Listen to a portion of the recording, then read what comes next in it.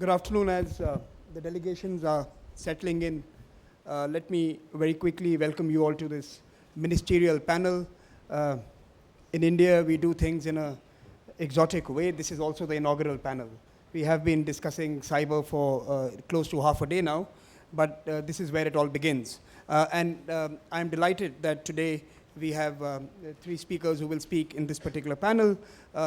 The most important speaker this afternoon, of course, is the Minister of Electronics and Information Technology and Law and Justice, Government of India, Honorable Minister Shri Ravi Shankar Prasad. Thank you, sir, for joining us this afternoon. He's a Cabinet Minister for Electronics and IT, and also the Minister of Law and Justice. He is a lawyer, has practiced as a lawyer, and a senior advocate in the Supreme Court of India. He's a parliamentarian since the year 2000 and has served in various ministries. He is also an activist, was a student political leader, and has sometimes opposed many policies that he might be promoting these days as in a different avatar. He has certainly been tasked with leading India's transformation, the digital transformation by the Prime Minister. And of course, he asks me, why do I have to come and speak this year again? It's because in the previous year, he's accumulated enough new achievements to share with all of us. And this time around, I'm sure, as we move to the global conference in November, which he will be presiding over, he will have plenty for us to hear and learn from. He's also currently tasked and in fact is leading transforming India into a global electronics and manufacturing hub. Joining him this afternoon is Minister Mark Field. He's the Minister for State for Asia and Pacific, the Foreign and Commonwealth Office.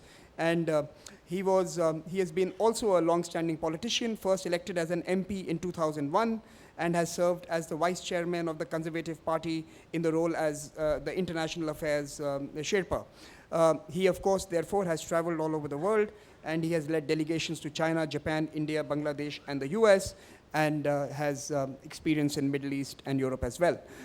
So without further ado, let me first invite Minister Mark Field to deliver a keynote address. Thank you very much for your very kind introduction, Mr. Chairman. Good afternoon, everyone, and thank you for being here. I'm delighted. It's a fourth visit for me to India, but my first in my role as the Minister in the UK government. But I'm also very grateful to the Observer Research Foundation for this opportunity to address such an esteemed audience. Now, before I begin to talk about our shared interests in the future of cyberspace, I should like to take this opportunity to commend the work of all of my Indian counterparts. Minister Prasad, like the UK, as we've just discussed, you face a vast and complex domestic, regional, and global cybersecurity challenge. And I know that you work tirelessly to keep your citizens and businesses safe. We both know that the threat of today will be dwarfed by new, unimagined threats of tomorrow. And so our response also has to be constantly evolving.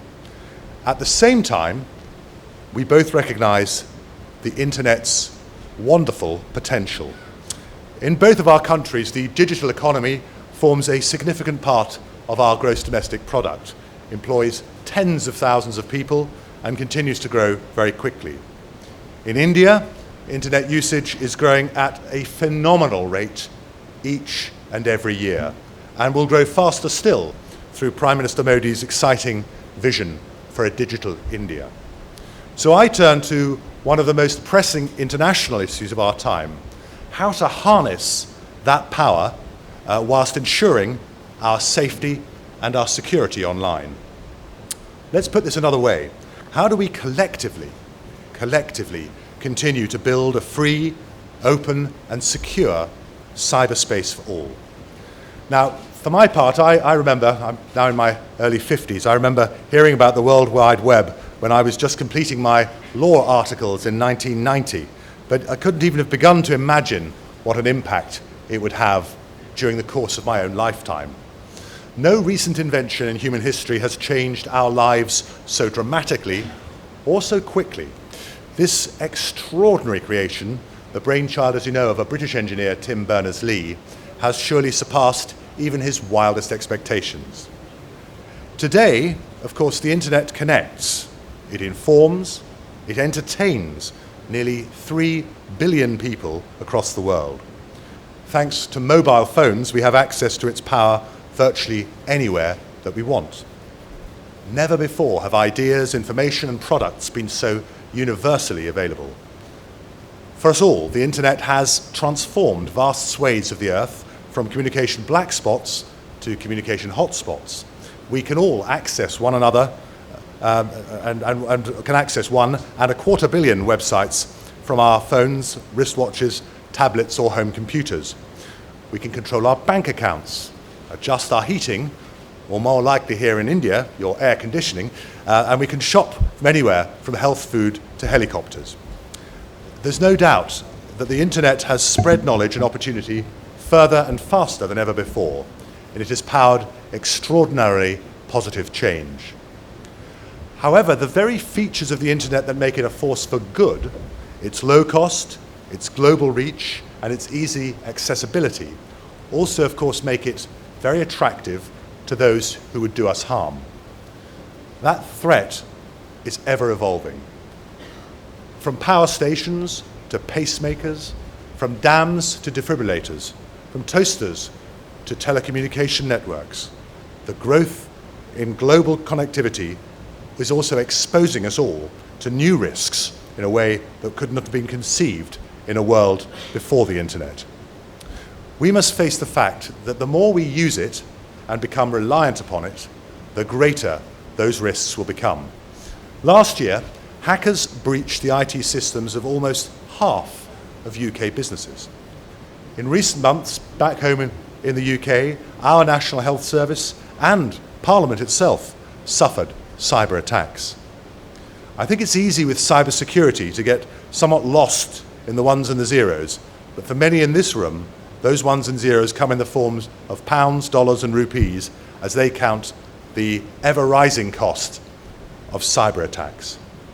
In fact, cyber attacks have become a global industry in their own right, currently costing the world over $400 billion every year, a figure that is now estimated to grow fivefold within the next 2 years. The challenge that faces us all is how to respond to the spectrum of online threats without restricting the benefits that we all know that the internet can bring.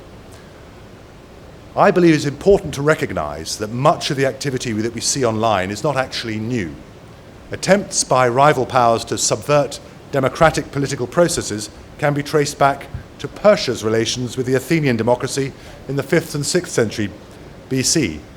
The first documented instance of fraud was in 300 BC, when a Greek merchant called Hegestratos took out a large insurance policy against the ship and its cargo of corn, with the express intention of sinking an empty vessel in order to defraud his backers.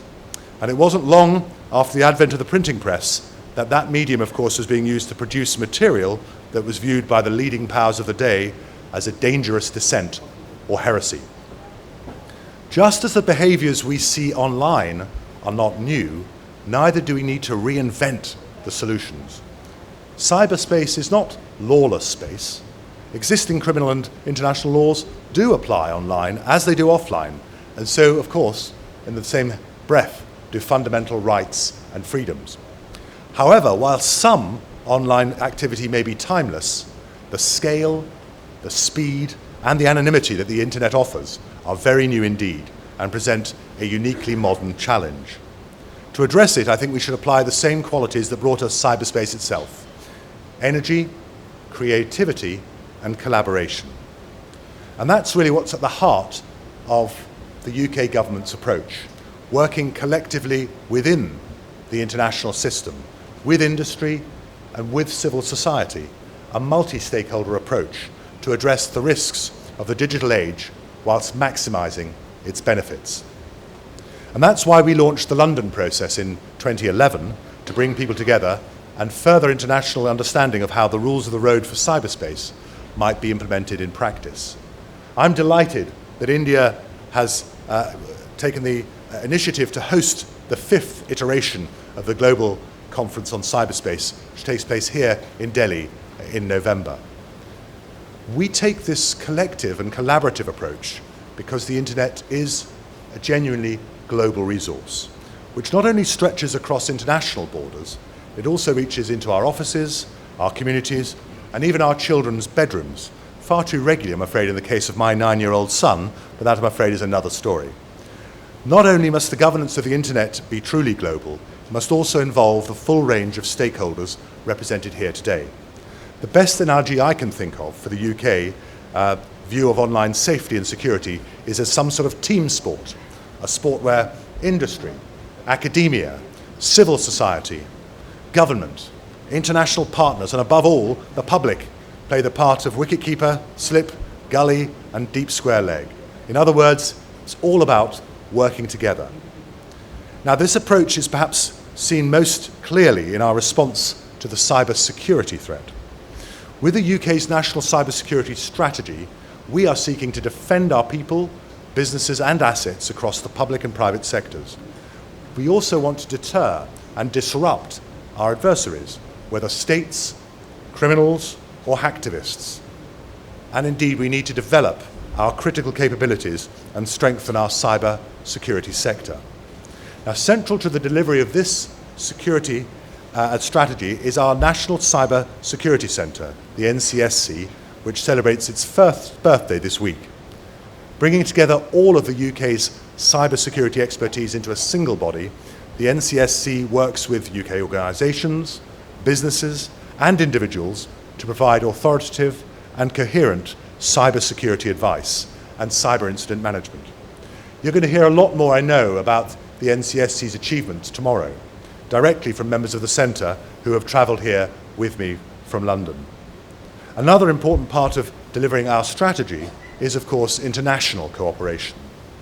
We have a commitment to building cooperation at all levels, from heads of government to our excellent working with Dr. Rai and relevant parts of the Indian government, right through to the interaction between our tech sectors, our think tanks, and our non-governmental organisations. The UK is working to strengthen partnerships on a bilateral, regional, and global level to collectively tackle threats, to build confidence and transparency, and to strengthen global cyber security. And the partnership that we have with India is probably one of its best examples. Together, we are working to improve cybersecurity, to combat cybercrime, and to advance voluntary norms of responsible state behaviour and the application of international law to cyberspace. We've built cooperation at all levels, from head of government to our tech sectors and non-governmental organisations. This kind of multi-layered approach is vital for strengthening cybersecurity. The same, of course, is true to tackling extremist material online. Now, this issue is a particularly strong priority for the UK government because we are reported to have the biggest online audience in Europe for jihadist propaganda and the 5th biggest worldwide after Turkey, the US, Saudi Arabia, and Iraq. We all have a role to play. First, national governments have a responsibility to provide an ongoing legal framework and the resource to stop material being disseminated within our borders. And we must cooperate across borders to stop material that originates overseas. Secondly, internet service providers have a responsibility to stop terrorist material being uploaded and to take it down more quickly when it is. Finally, families and community groups also have that responsibility to be aware of the dangers and to do what they can to prevent people, particularly young people, from falling prey to online terrorism. If I may, before I conclude, I'd like to set out what action the UK government is taking to tackle this issue of terrorist use of the internet. As I said just now, it is a current priority for us and particularly for my Prime Minister, Theresa May, and she has been leading global efforts. She was instrumental in establishing the Global Internet Forum to Counter Terrorism, which is an industry-led initiative to close down online space for extremist material. At the UN General Assembly only a fortnight ago, alongside President Macron of France and Prime Minister Gentiloni of Italy, she hosted an event for the tech industry leaders and like-minded companies, including, I'm pleased to say, India, to find solutions to the threats that we face. She laid down an important challenge to internet service providers. Take down that extremist material within 2 hours of it being posted. At a national level, we're also stepping out our own response using our counter-extremism and counter-terrorism strategies to help us remove safe spaces for terrorists online. We remain determined to prevent extremists from using cyberspace to sow fear, hatred, and division. However, we also have to be alert to the fact that they also seek to undermine our values. We must at all costs avoid a response that restricts the very freedoms that they seek to undermine, or indirectly we shall be doing their work for them. Excellencies, ladies and gentlemen, we must come together in the face of these and other threats. We must hold fast to the values of decency, of fair play, and to mutual respect. We must defend the extraordinary opportunities that the internet brings. Let us use this opportunity to come together to keep it free, open and secure in equal measures.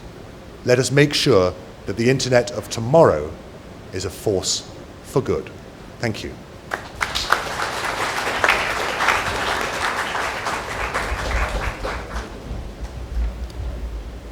Thank you, Mr. Minister. And just to add something to what the Minister said, at ORF, with Chatham House as partners, we have instituted a track 1.5, which takes government officials and thinkers from India to the UK and from the UK to India to discuss some of our common experiences and to share some of our learnings around security as well as kickstarting and catalyzing the digital economy.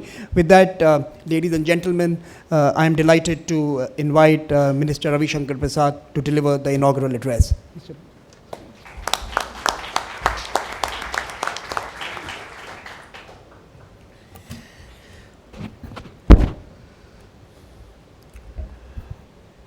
Excellency Mr. Mark Field, welcome to India. Samir, Mr. Joshi, Excellency, ladies and gentlemen. It is my 5th interaction in the CyFy. This time I was keen, insisting upon Samir spare me this time. I thought in the more than 3 years I have been the communication and the IT Minister of India. Then I have spoken enough here. But Samir and Joshi both insisted too much. I like Observer Foundation, they are doing a good job, but at times the pressure is too much. Therefore, next year, spare me declaration from here itself. Well, ladies and gentlemen, I will briefly outline before all of you. I see a lot of representatives from various parts of the country, from the world. And welcome to all of you. About India's digital story, about India's digital inclusion, and how are we seeking to cope with the threat of security. The digital world provides many opportunities and also forces challenges. And as I was just telling the minister, the problems of the unreal world impacts the real world. Digital world is an unreal world. It does not recognize geography, nations. It brings the world together by obliterating the limits of geography and political boundaries. But creates problems. I had the privilege to be a minister in the earlier NDA government headed by Mr. Atal Bihari Vajpayee. And now I'm a minister in the Narendra Modi government. The Vajpayee government is known for making national highways, which has become a big achievement, connecting the entire length and breadth of India by 4 and 6 lane highways. When I became a minister in 2014, they asked me, what shall be your priority? And I just said, if the Vajpayee government was known for national highway, Mr. Narendra Modi government will be known for information highway. Again, after a year, they asked me, accidents do occur, Mr. Minister. What will you do if accidents occur on the information highway? Can you follow the same rule which you follow on the road highways? Do you stop making national highways if accidents occur? You don't. The do's and don'ts are very clear. Don't do drunken driving. Have the seat belts on. Follow the speed limits. The same we have to ensure here. That's the first observation I would like to make at the very outset. Because the sheer phenomenal energy of development empowerment which the digital world unleashes is required to be encashed and tapped. And therefore, what is the new ecosystem we have articulated in India as far as the digital world is concerned? I started speaking about it with the blessings of the Prime Minister from the year 2014. And I'm very happy that the world is now appreciating it. Internet is one of the finest creations of human mind, but it should not remain the monopoly of few. If internet is global, it must belong to the globe. If internet is global, it must have linkage with the local. Local ideas, local cultures. That's the first thing I have always been stating. The second, the evolution and success of internet is because of a variety of factors and contribution from many sides.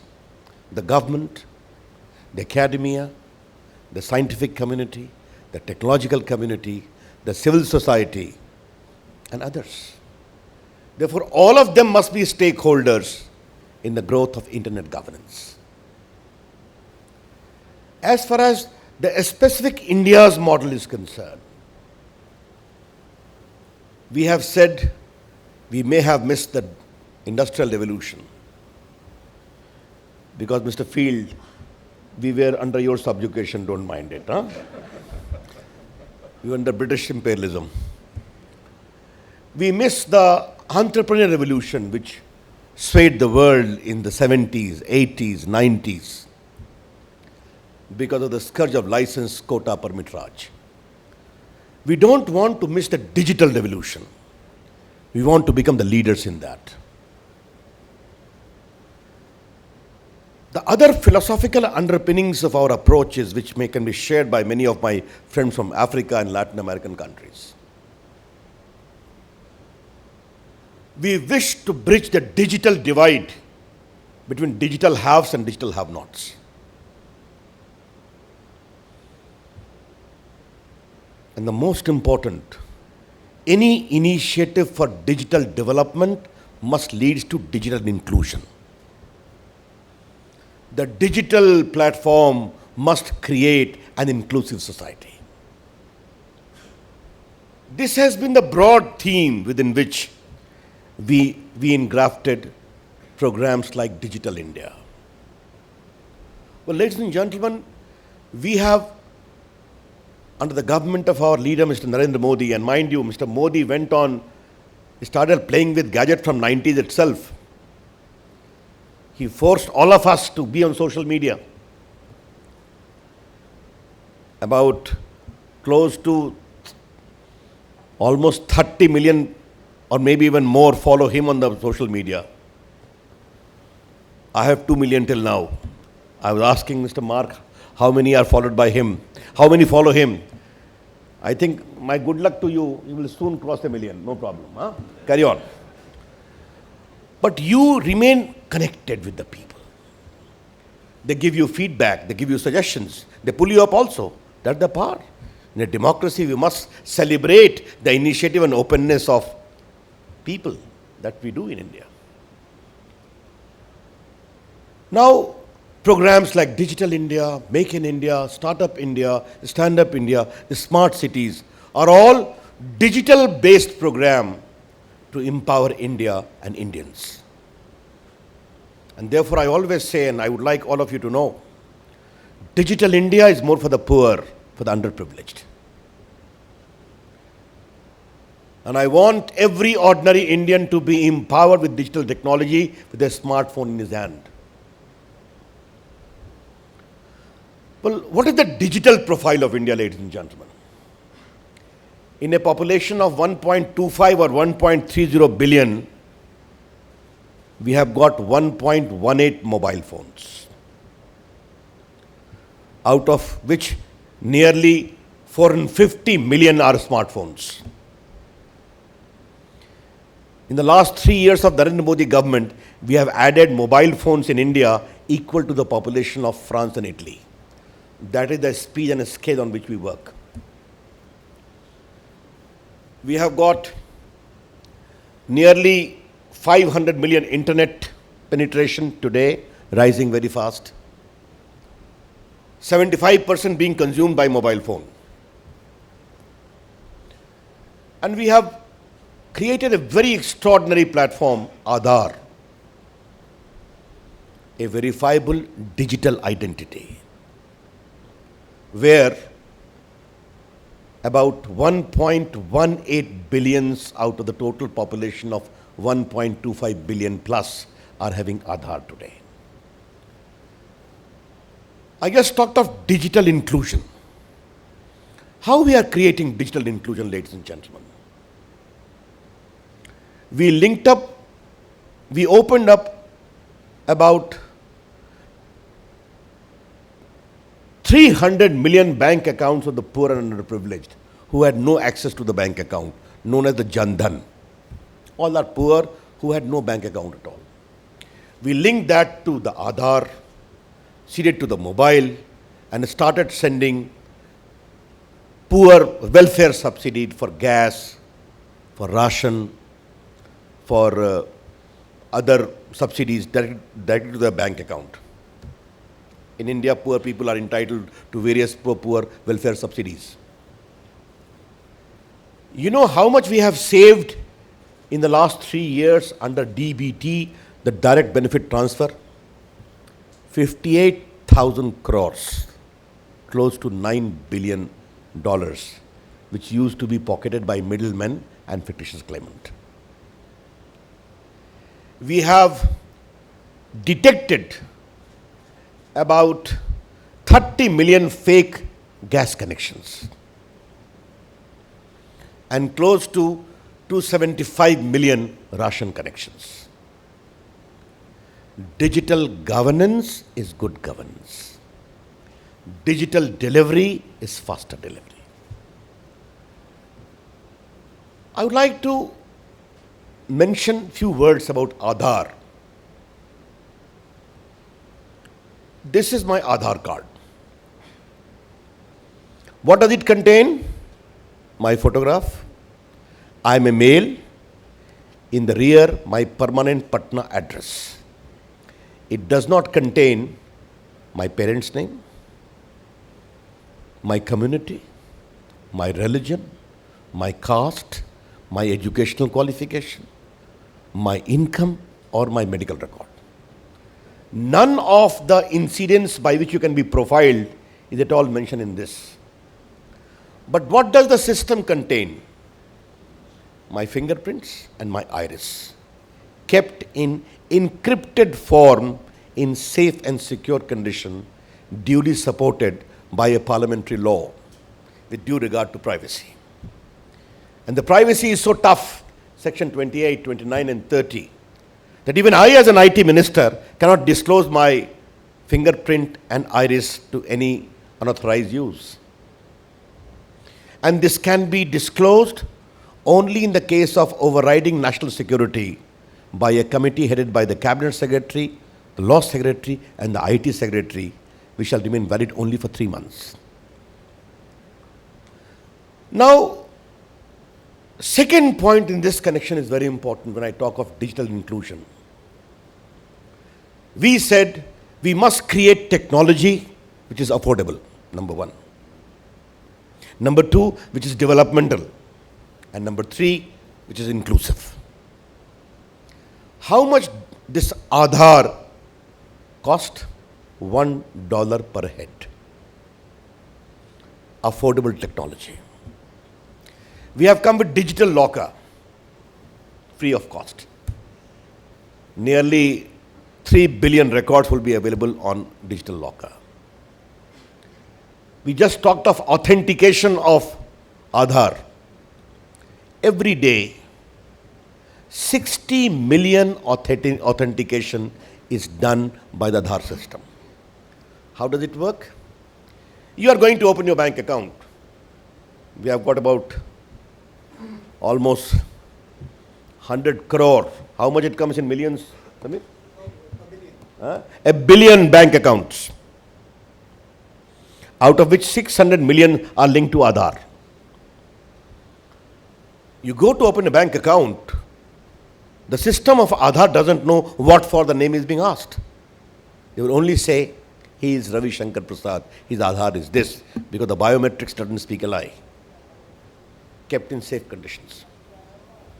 This is how we are developing this whole technology. Why we are linking bank accounts to be linked up with Aadhaar. If you do money laundering, you can be caught. If you have fake bank accounts, you will be caught. Remember, it is a digital identity, not a physical identity. But the digital identity reinforces the physical identity. That is a very new technology we have developed, which is leading to a lot of digital inclusion. How we have shaped up the digital delivery of services. Today, more than 80 hospitals are on e-hospital. At a click of a button, you can get yourself registered. E-NAM, what is an E-NAM? Indian farmers produce their products, crops, to sell them. At a click of a button, about 400 farming markets are available. You can negotiate for a price. E-scholarship.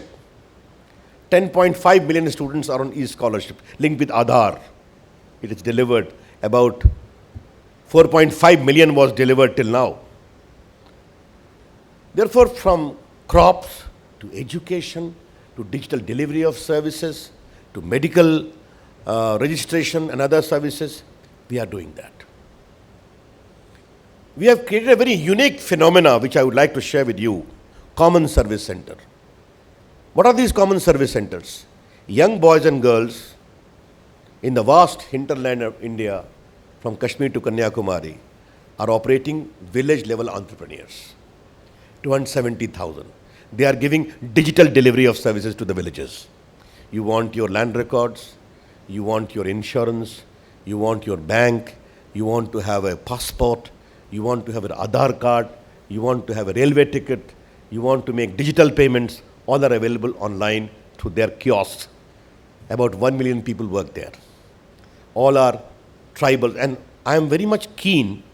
I have asked many of them to pick up young girls and boys, sons of farming laborers, train them as supervisors and start working there to create a new force. And I want to tell you an example. Satamma Devi of Telangana. She was a bidi majdoor who used to roll raw tobacco. Okay, the lowliest of the job you can think of for a menial worker. One day I learned to my pleasant surprise that she has become digitally literate. I tweeted to congratulate her. She became a celebrity. When the television channel started chasing her, then she became a further celebrity. Then I talked to her on phone. She did not know English, she did not know Hindi. Through a translator, I talked to her. I asked her how you became digitally literate. She said, Mr. Minister, in her own Telugu language, I have a son who works for linking of pipes in Dubai, manual worker. I was missing my grandson, and someone said, if you want to talk to your grandson and see his face also, learn to operate the Skype. And to talk to my grandson, I became computer literate, and now I'm enjoying it. She became digitally literate at the age of 65 years. These are new examples of digital inclusion happening in India. The second is a boy, Ritik. Orcha is a place in central India. A lot of old forts are there. And a lot of European tourists come, many from Spain. The Spanish don't speak English like French, even if they know English. That's the problem. Sorry, it is in lighter comment. Don't mind it. Now his father was running a souvenir shop. He used to speak broken English. The son picked up the problem, went on Google, did a crash course of speaking in Spanish, and the word spread, go to that shop.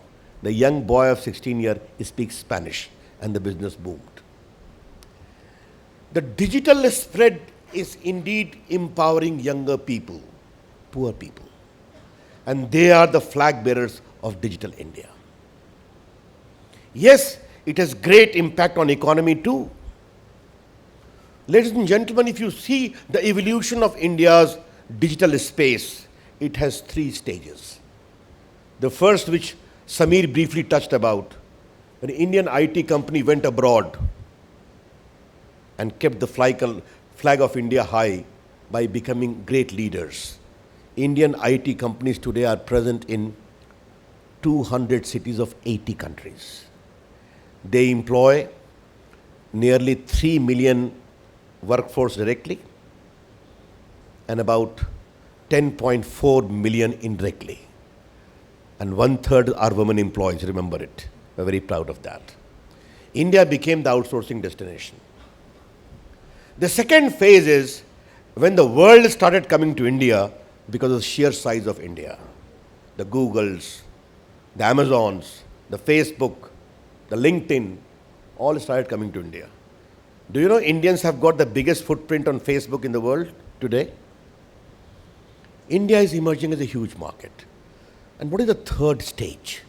The third stage is India's startup movement is going very well. We are adding 5 to 6 startups every day, about 3,000 to 4,000 every year. And Indian companies are also becoming unicorn companies, like Flipkart, like others, like eMobile. And I see a new surge of startup movement happening in India. Yesterday, I was coming from Dharamshala. I had gone for a government function. It is the Himachal Pradesh. A young man was flying by my side in the plane. He said, Mr. Minister, I have a startup. What do you do? And the reply which he gave is very interesting.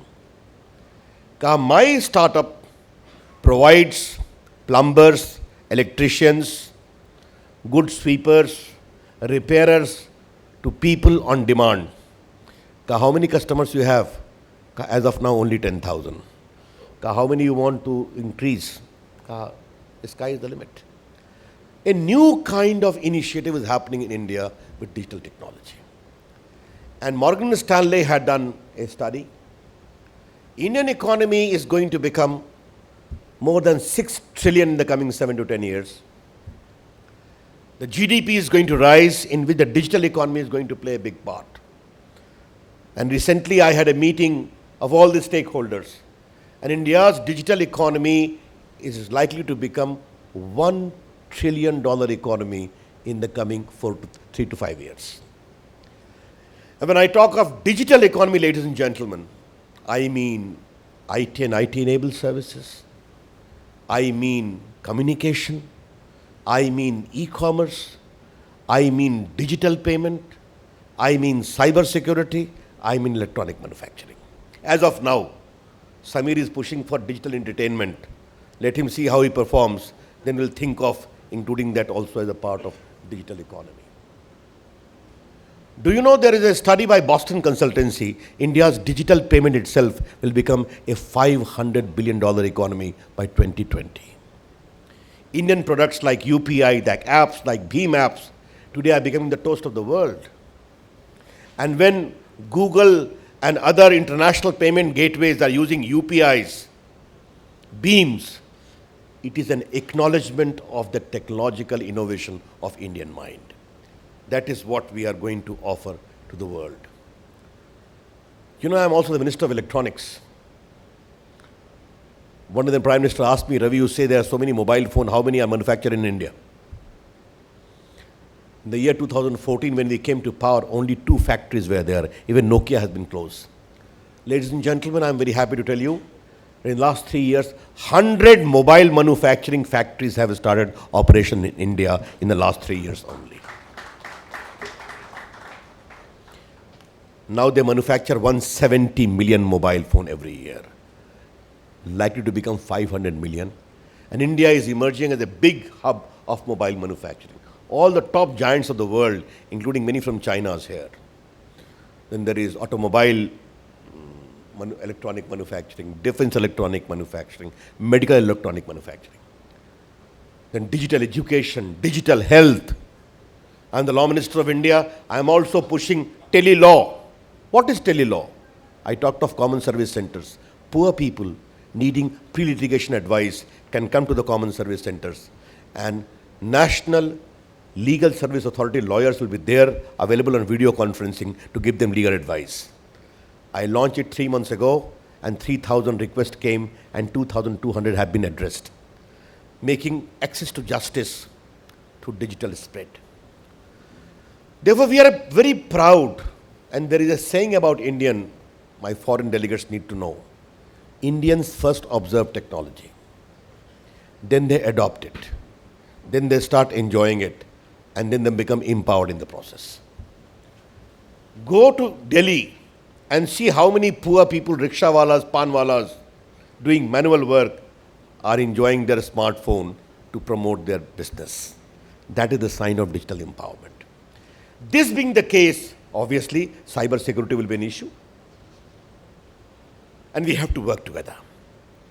Our Prime Minister himself stated, cyber war is a bloodless war, and the whole world needs to speak in one voice.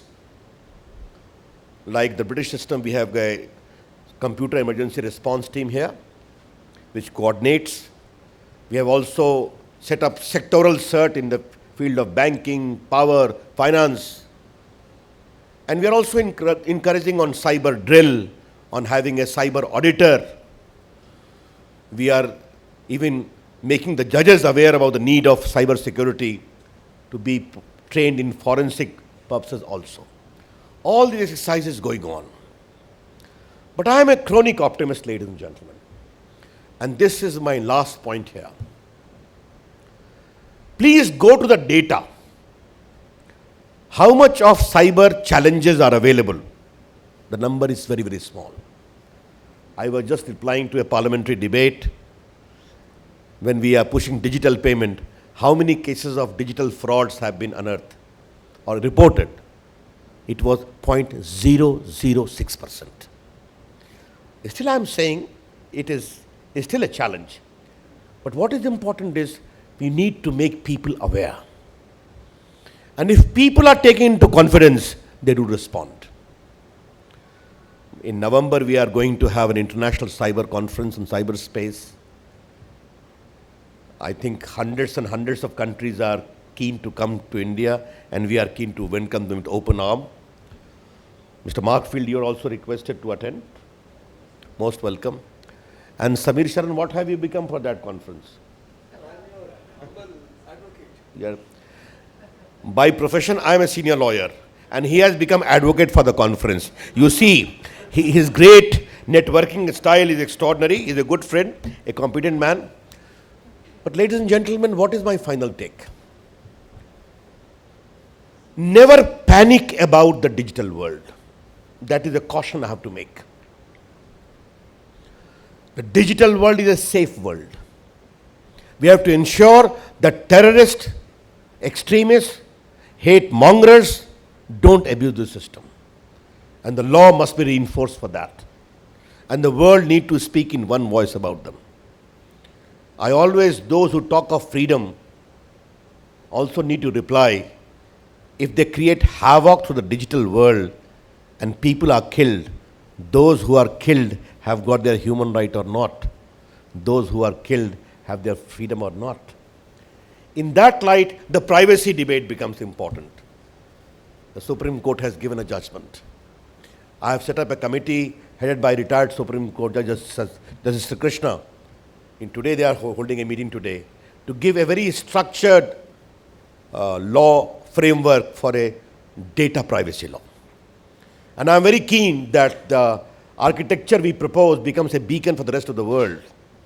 And how I take it, ladies and gentlemen, the issue is straight. We have to maintain a balance between data availability, data utility, data innovation, data anonymity, and data privacy. Let me repeat. Data availability, data utility, data innovation, data anonymity, and data privacy.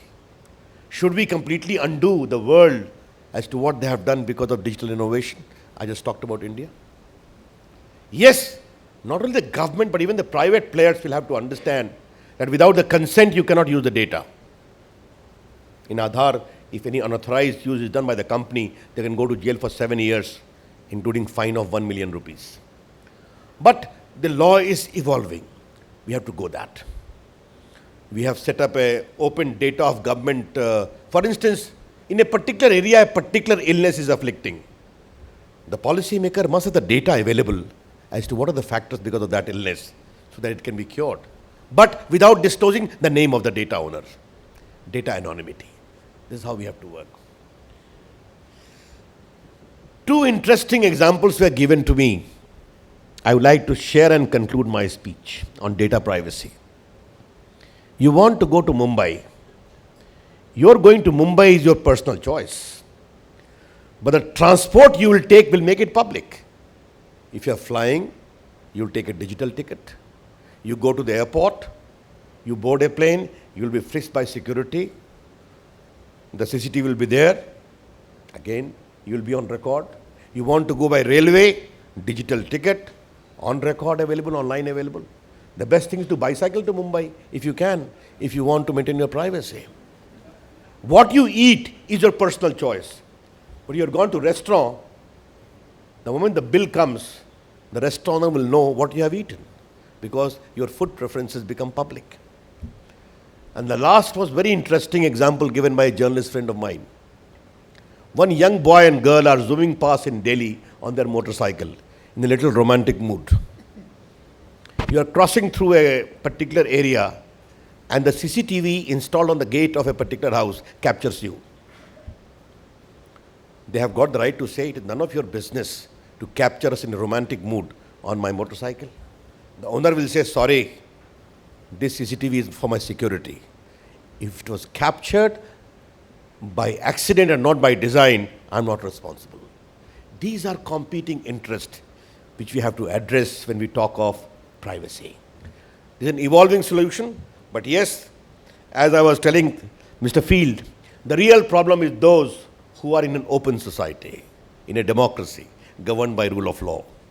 Countries like Britain and India will have to take the extra load. But we are very happy because we value freedom in a democracy. Thank you. Namaskar. Jai Hind.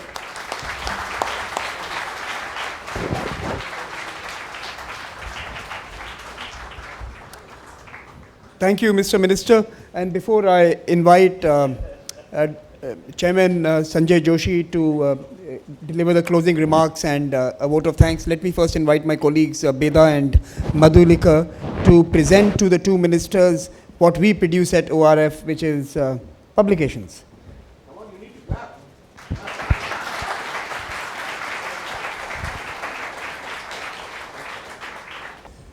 Excellency Ravi Shankar Prasad ji, Minister of Electronics, Information Technology and Law and Justice, Government of India. Excellency Mr. Mark Field, Minister of State of Asia and the Pacific, UK Foreign and Commonwealth Office.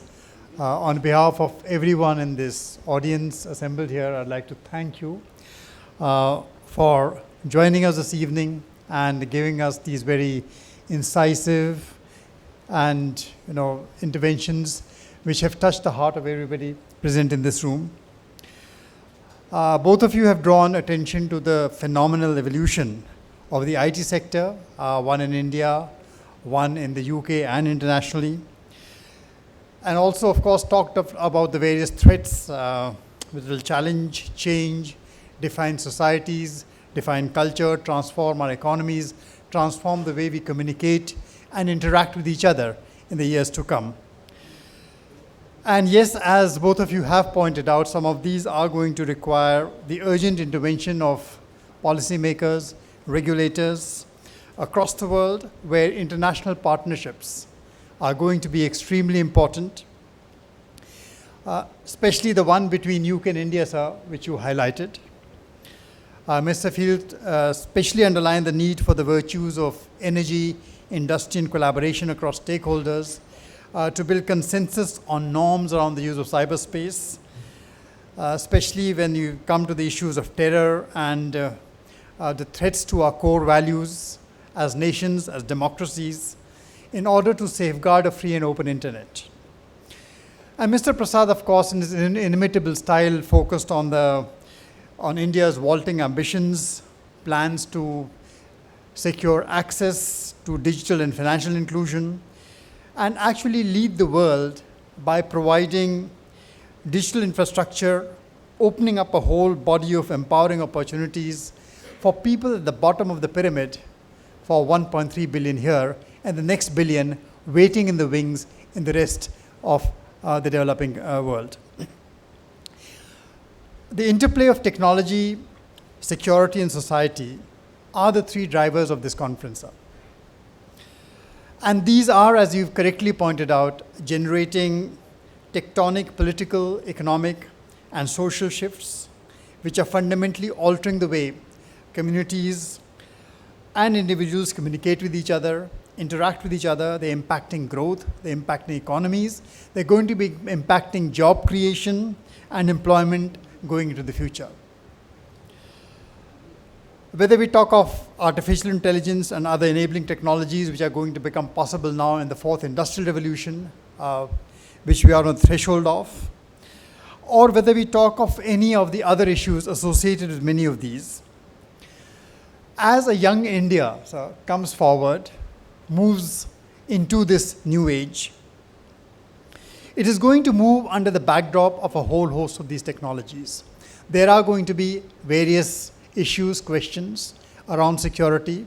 Aadhaar, sir, is a big debate, which you, on the debate on privacy, which you so nicely highlighted and clarified before this audience. But India's challenge through all these, and India's opportunity through all these, is to provide economic solutions, economic opportunities, and digital access at affordable price points right down to the bottom of the pyramid at the lowest cost. And the minister highlighted the ways in which we are doing it and the tremendous progress that has been made in all of these. All these are things which we believe India eventually will not do alone. India will do in partnership with others. And therefore, that has been the conception of this conference, to draw people across the world, across all the continents in the world, to debate on some of these core issues and try and build a reasoned debate which leads to partnerships, the collaborative partnerships which Mr. Field spoke about right here in this room. So both your addresses today have offered us ideas and concrete suggestions, and we thank you both for taking the time off to speak to us. The results of these deliberations will come out in the form of a publication, which we will certainly present to you at some time in the future. Thank you for being with us. And Mr. Prasad, no matter what you say, you will be here for CyFy number 6.